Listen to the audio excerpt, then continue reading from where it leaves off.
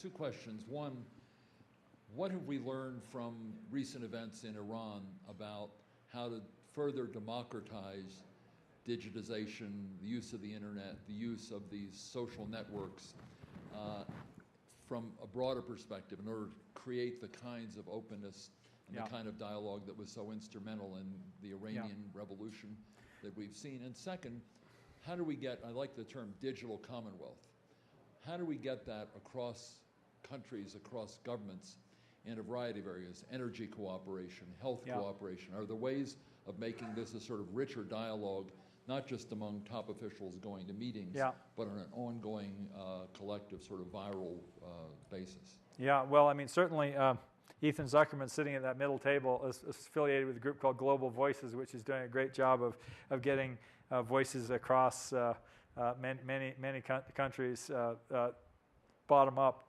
But I think to your first part of your question, what I would say is probably the most important thing I learned from Iran is we need to protect the privacy of people who are expressing unpopular opinions. And in order to do that, we really actually have to put in place mechanisms in advance.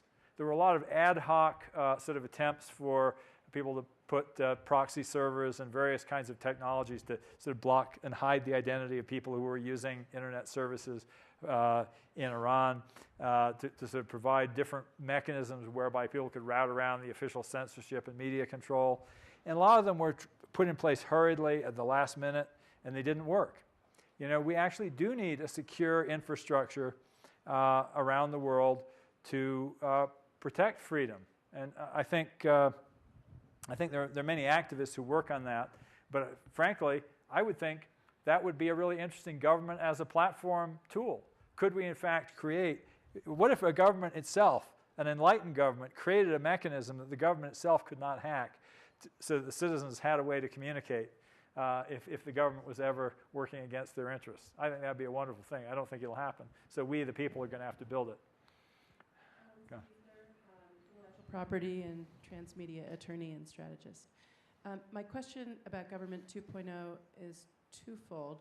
One about the IP, because of course our system of ownership allows innovation to develop and flourish because people have that incentive. And where's the line on that with making things so accessible? And then of course we've seen a pullback from Obama. This was courtesy of The Daily Show, but you know, whether it's the logs of visitors to the White House or the CIA interrogation tapes or the stimulus spending tracking, there's been a lot of retreat on that. So we see that line. I don't know if it's national security, but can you just comment on those two? Yeah, I think the first one on intellectual property, I would say that, you know, I refer you back again to the idea that I mentioned in the talk, which is that we want to measure outcomes. And it's pretty clear that our current system of intellectual property has many benefits, but it has many, many drawbacks. There are many cases where it actually stifles innovation rather than helps it. We need to go in there with a scalpel rather than, you know, an axe. And we need, you know, big changes, I think, to our intellectual property law.